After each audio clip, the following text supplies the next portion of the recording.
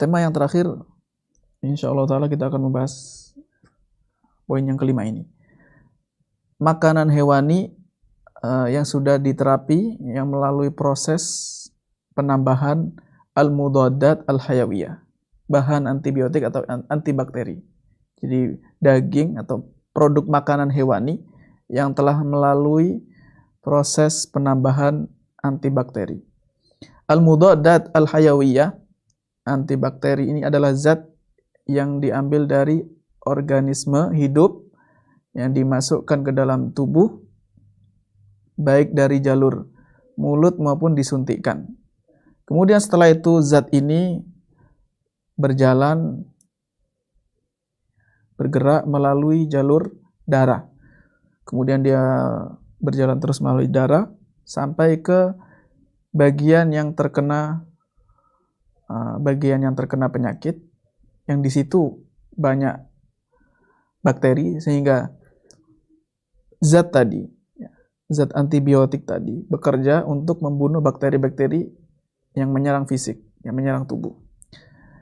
Baik dia membunuhnya sehingga sama sekali tidak ada, mati, terbunuh, atau bakteri tadi dinonaktifkan, masih ada tapi tidak bereaksi lagi. Ini adalah cara kerja antibakteri. Sedangkan yang dimaksud dengan makanan hewani yang melalui proses penambahan antibakteri tadi, maka ada dua macam. Yang pertama, hewan tersebut sebelum disembelih dikasih makan, dimasukkan ke dalam mulutnya, jadi diberi makanan yang mengandung antibakteri bersama dengan makanannya, limuddatin tawilatin aw qasir, dalam rentang waktu yang panjang atau sebentar. Misalkan sehari sebelum disembelih sudah diberi makanan yang dicampur antibakteri, atau sudah sekian lama. Ini yang kondisi pertama. Cara yang kedua adalah disuntikkan. Zat antibakteri tadi disuntikkan ke dalam binatang sebelum disembelih dalam waktu yang singkat. Misalkan tinggal beberapa menit lagi, waktu singkat, beberapa detik sebelumnya sudah disuntikkan. Ya, fungsinya supaya tidak ada lagi bakterinya, supaya menonaktifkan bakteri atau mensterilkan bakteri yang terkandung dalam dagingnya. Yang ketiga, caranya adalah setelah sembelihan binatang ini disembelih, baru kemudian disuntikkan antibakteri tersebut. Yang keempat, diletakkan di permukaan daging atau dicampur ke dalam daging. Jadi zat antibakterinya dilumurkan begitu di atas dagingnya.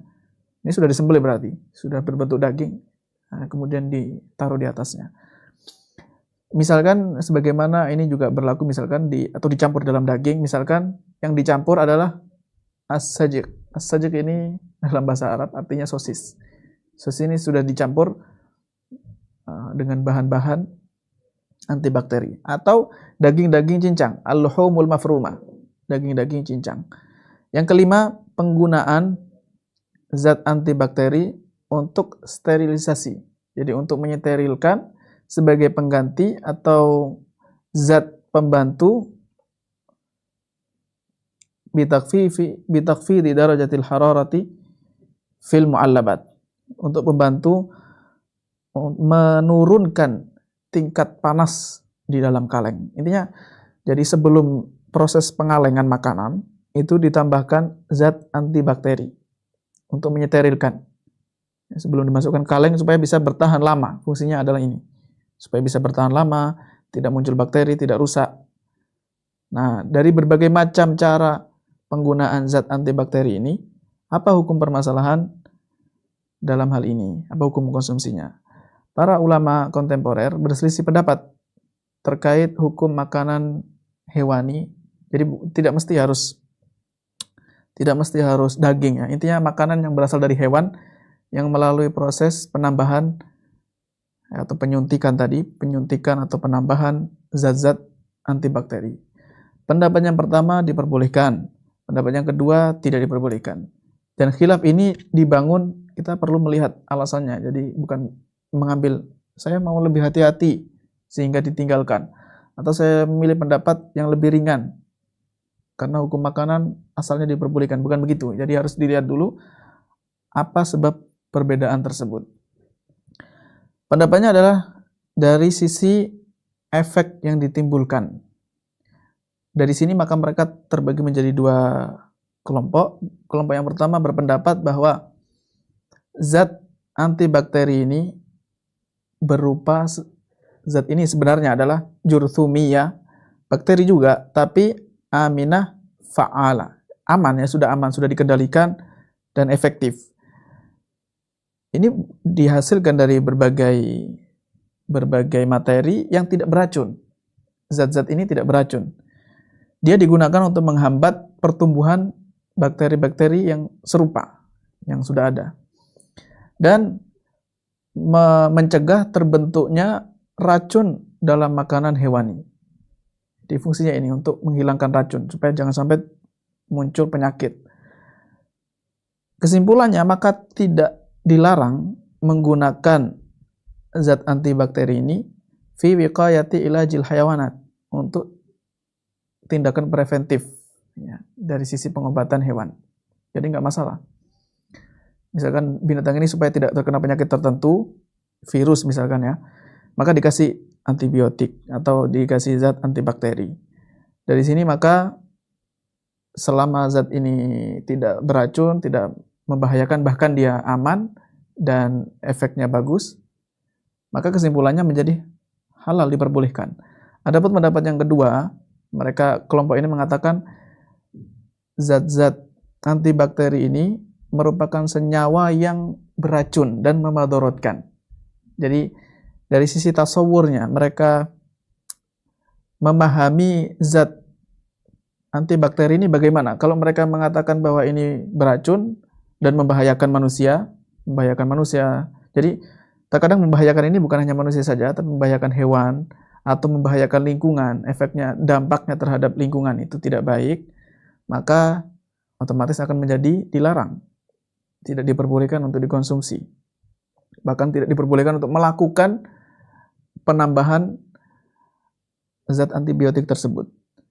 Pendapat yang kedua ini yang mengatakan ini berbahaya, ini pendapat yang paling banyak diikuti para peneliti, para ulama, para ilmuwan spesialis di bidang ini. Jadi ini pendapat mayoritas mereka. Dan ini pendapat Munadzamatus Shihah Al-Alamiyah.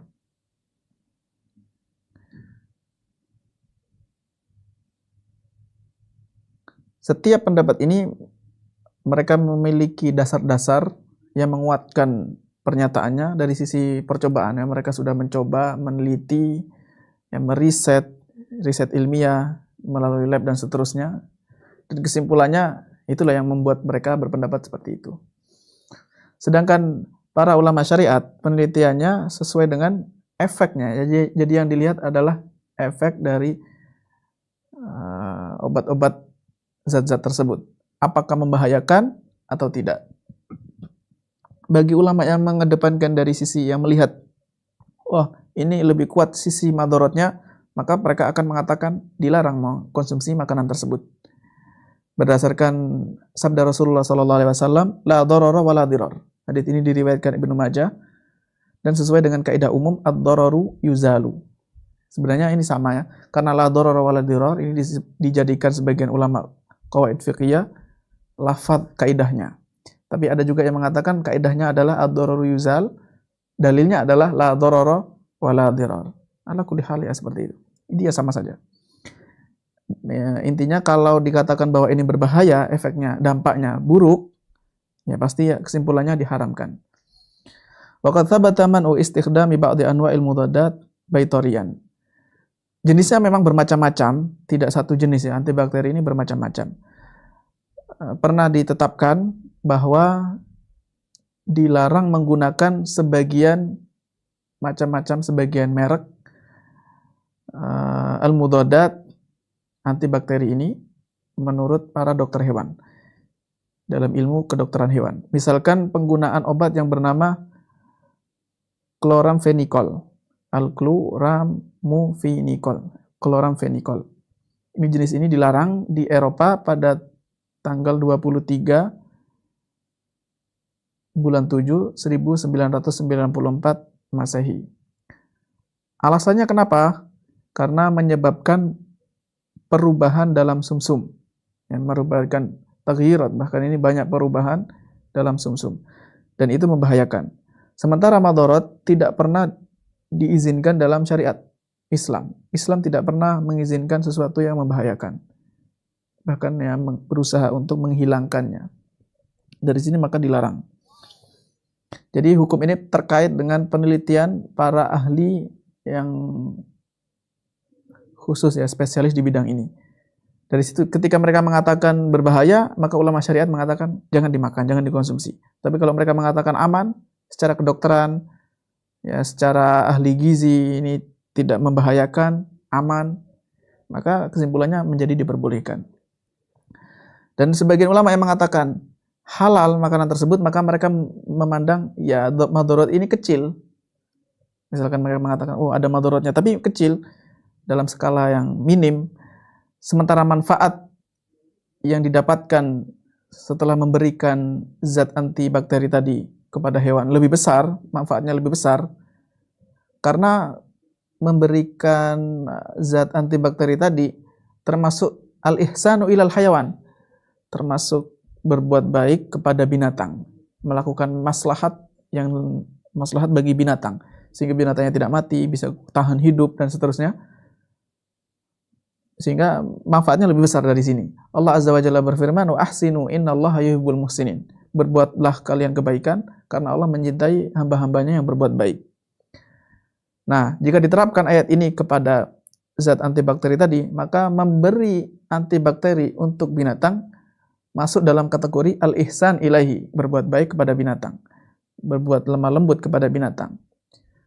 Karena proses pemberian ini tidak mungkin dilakukan jika tujuannya berbuat baik ya, jika tujuannya dia kasih sayang terhadap binatang, bukan tujuan untuk membahayakan atau sekadar mencari keuntungan materi, maka pasti sudah didiagnosis dulu penyakitnya. Jadi sudah melalui proses yang panjang, melalui diagnosis penyakit, kemudian mempelajari sebab-sebab penyakitnya, baru kemudian diisolasi bakteri. Setelah itu nanti baru proses pengobatan. Jadi identifikasi penyakit, sebabnya apa, sudah dipelajari semuanya, barulah dilakukan proses pengobatan tadi. Jika seperti ini, lalu ternyata ada madaratnya dan madaratnya kecil, maka sebagian ulama akan mengatakan halal, ya diperbolehkan mengkonsumsi binatang seperti ini dan melakukan penyuntikan atau pemberian zat antibakteri menjadi diperbolehkan. Rujukannya adalah kitab-kitab berikut: Badailul Mudaddatil Hayawiyah Minat Tabi'ah, Sihhatul Luhum, At-Talawuthul Jurthumi wal Kimya'i lil Luhum, Talawuth Al-Jurthumi wal Kimya'i lil Luhum. Kemudian yang ketiga Al-Mawadul Hafidhah lil Aghdiyah, Dr. Ismat Az-Zulafi. Dan yang keempat An-Nawazil fil At'imah. Ini pembahasan-pembahasan yang dapat kita kupas pada kesempatan kali ini yang berkaitan dengan fikih kontemporer seputar makanan. Sebenarnya kita hanya membaca saja, memahami ensiklopedia ini. Kita tidak memperluas lagi. Kalau misalkan mau diperluas, ya, maka akan menjadi sangat panjang lebar dan bisa jadi tidak ada habisnya. Karena ini membutuhkan penelitian yang cukup panjang dan ini hasil dari riset, penelitian, diskusi, kemudian saling melengkapi antara para ulama yang ahli di bidang ini. Jadi bukan karya satu orang, bukan hasil pikiran, bukan hasil kesimpulan dari satu orang, tapi sudah berbagai penelitian kemudian dikumpulkan lagi. Lalu yang dituliskan di sini, yang dituangkan di ensiklopedia ini juga melalui tim ilmiah. Dan sudah kita sebutkan mereka tersusun dari gabungan dari 5 universitas di Saudi Arabia. Nah, semoga bermanfaat. Wassallallahu wasallam ala nabiyyina Muhammad. Walhamdulillahi rabbil alamin. Wassalamualaikum warahmatullahi wabarakatuh.